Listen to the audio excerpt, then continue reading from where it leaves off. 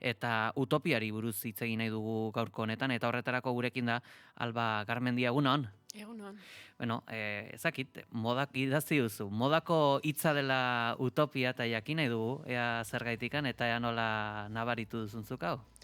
Bai, hau pixka detorri da iratzarrek egin zigun olako proposamen batetik, utopiei begirako liburutxo bat egingo ote genuen, Iparrorratza bilduman, eta hortik nahiko automatikoa ere izan zen gaur egun utopiak ze leku duen pentsatzea eta pentsatutako horretatik zerbait idazten saiatzea. Ez pixkat hori izan da liburuaren saiakera.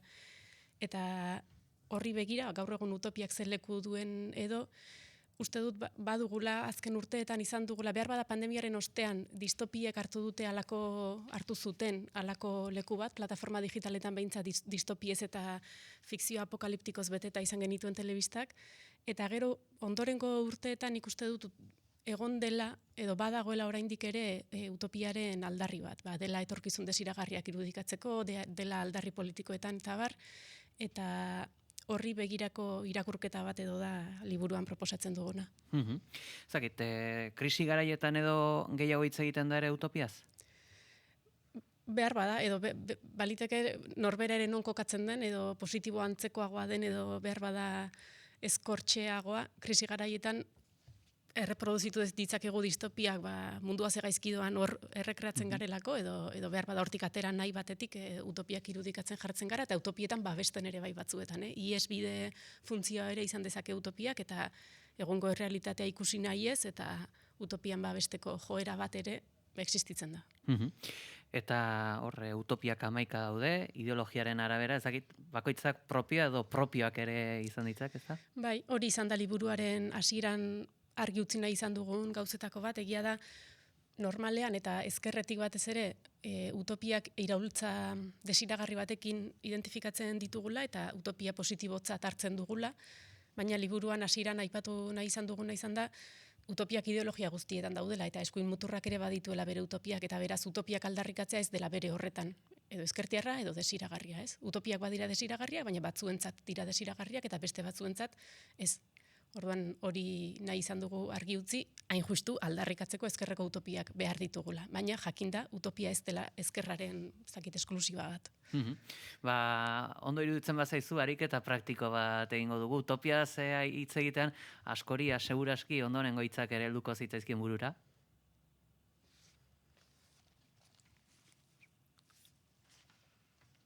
Entzun behar genituen. Telesforo Monzonen hitz horiek utopiari buruzkoak, horre esaten zuen, zuek utopikoek ekarriko duzue Euskadiren askatasuna, gure karpetetan dago audio hori, entzungo dugu, une batetik bestera, baina, bueno, ez dakit, aipatzen zuen, utopikoa dena bultzatzailea da, edo ekimen edo green berezi bat dauka?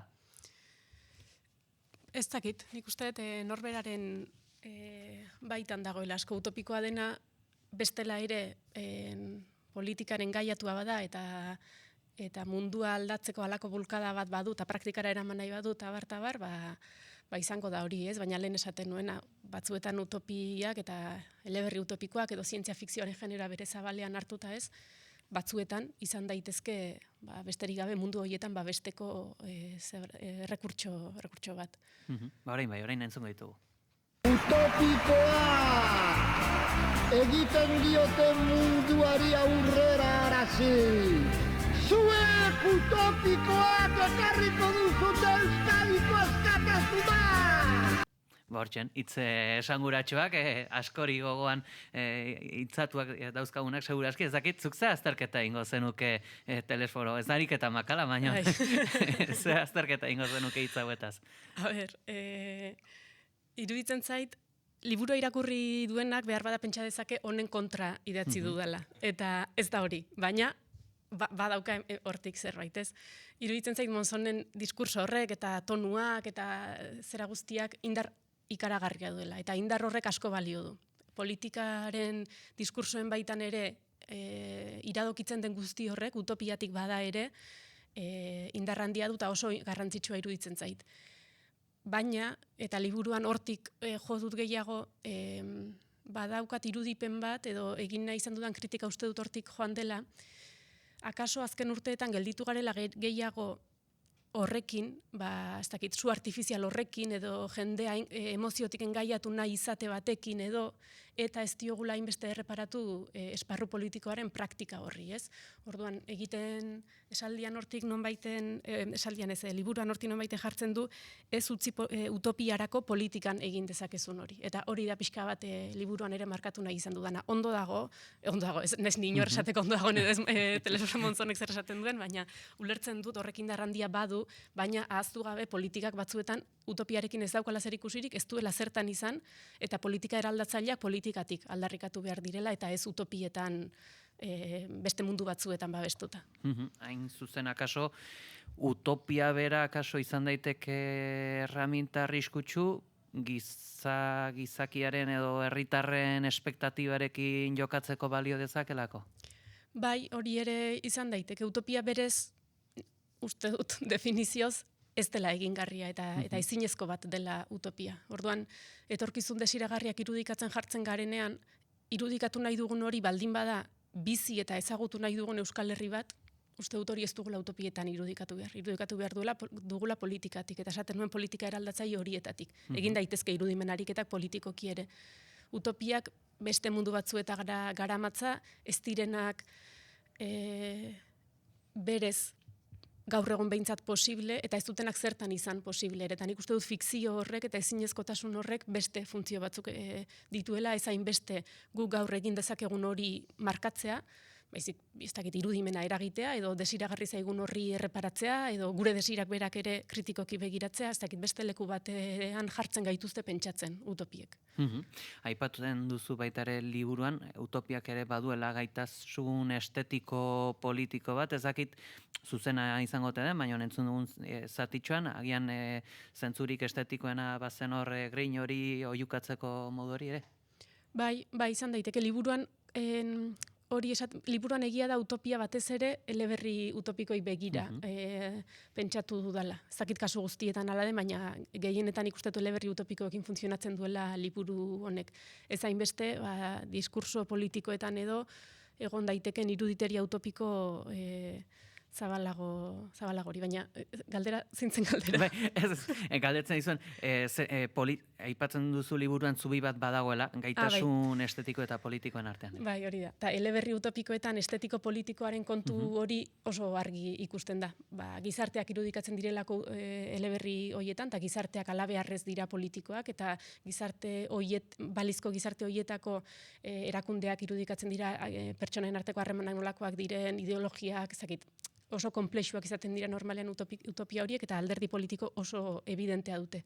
Baina gero, eleberriak diren aldetik adibidez, alderdi estetikoa ere hor dago, eta badira alako artearen eta politikaren arteko, ez dakit, zubi bat uste dut egiten dutela. Ez direlako bakarrik tratatu politikoak, edo ez dakit, ez da Hobbesen Leviatan bat, eleberri utopiko bat, eta izaten du artearekiko alako gerturatze bat, bai literaturatik, bai hirigintza irudikatzen denan ere askotan egoten da alako irudikapen artistiko bat edo, arkitekturatik gertuago egon daitekeena, edo inguru giroarekin dagoen harreman horretan, ikusten dut hor badagoela ere olako bulkada estetiko bat, politikoa izatari uzten ez diona gehienetan.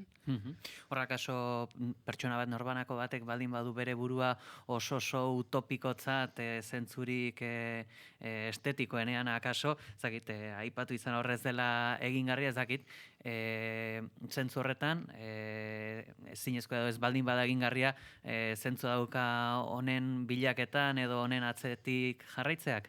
Bai, hor badago galean hori aitortzen zaion esaldi ezagun hori ez, utopiek zertarako balio diguten, zegu utopierantz gerturatzen gara, eta utopia hori aldiro urrundu egiten zaigu, da inoiz ezin gara gerturatu iritsi utopiara. Orduan utopiak zertarako balio digu, galean horren aipu horretan ibiltzen jarraitzeko balio digu ez. Hori ere hor dago, ez dut esango horrek hori existitzen ez denik, funtzionatzen ez duenik edo, baina horren alako kritika bat ere iruditzen zait pertinentea dela, utopiak beti ez digulako balio ibiltzeko, beti ez goazelako lerro zuzenean ere, progresoaren ideia horri dagoeneko teorikoki bintzat buelta eman diogu, praktikan behar bada iraultzea ere tokatzen zaigu orain, eta liburuan ere aldarrikatu nahi dudana da utopiak beti ez digula balio zerbait praktikorako edo zerbait, ez dakit, produktiboa egiteko. Batzuetan irakurriko dugu eleberri utopiko bat eta lehen bezala segeratuko gara, edo agian ez, edo agian hausnarketa batera eramango gaitu horrek ez dena zuzenean praktikan gauzatuko ezertan, edo behar bada hortik ez dakizen bat urtera beste zerbait ere egingo digu, ez dakit. Uste dut erritmoak ere desberdinak direla, utopiak ematen digun bide horretan eta politikatik egin dezakegun horretan, eta biak aldarrikatu behar ditugula, baina batzuetan aparte. Eta horre, lehen aipatu dugu, espektatibak, baina gertalitek ere utopia baliatzea gizartearen manipulaziorako?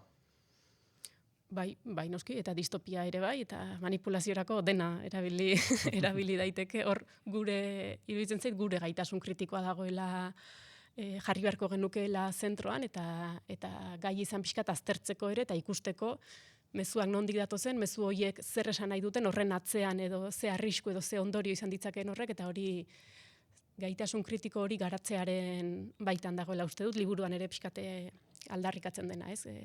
Gaitasun kritiko gutxitxo edo dugun herria ote garen aipatzen da, eta bueno, hortik du igual.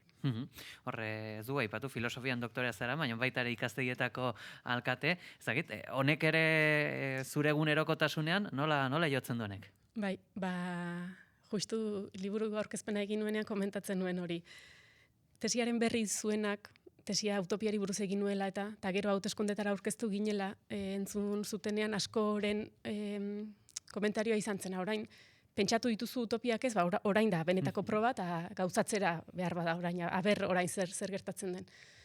Eta hor, intuizio batek zerbaitek esaten zidan oso argi, etzela hori, segida logikoa etzela utopiak pentsatuta gero udalean praktikara eraman, baina momentuan bintzat ez neukan erraminta askorik horri, intuizio horri erantzuteko. Eta liburua nik uste dut bai izan dela, nahiko inkonstienteki bada ere, sentsazio horri erantzuteko modu bat.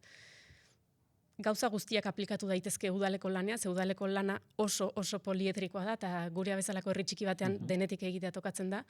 Eta beraz, zatozen lekutik zatozela dena aprobetxatu dezakezu lanerako, nire kasuan utopiari buruzko tesi bat ere bai, baina ez da inola ere lerro zuzenean egin dudan kontu bat. Tesian eta utopiari buruz pentsatutakoak bide batetik doaz, udalean egiten ari garena beste leku batetik doaz zalantzari gabe, eta horrari gara beste asko bezala almoduan gauzak uztartzen. Hor, berezeki doktorego tesiari dagokenez, esango zenuke utopia modu ezberdin batean ikusten dituzula, noski, doktorego tesi batek hartzen duen lan eta denbora guztiaren ostean utopiarekiko ikuskera eraldatu zaizu? Seguruenik bai, ze doktorego tesian azkenean 5 bat urte eman nituen gauza hauei bueltaka, eta gero ondoren orain liburuarekin ere, beste urte etxo bat edo aritu gara, eta hasiera batean duzun ideia horri 5-6 urte dedikatzen badizkiozu, nahita ezean aldatzen zaizkizu edo konplejitzatzen zaizkizu begiradak ere, ez? Bai. Azkenik, kontsulta txiki bat ere egin beharra dugu, hitz egin dugu utopiari buruz, hau ez dela egingarria esan duzu, eta horra askotan tertulietan eta gerta daitezke utopia iseka bezala erabiltzea, edo zu utopiko bat zara. Zure ustetan hori iseka bat izan daiteke?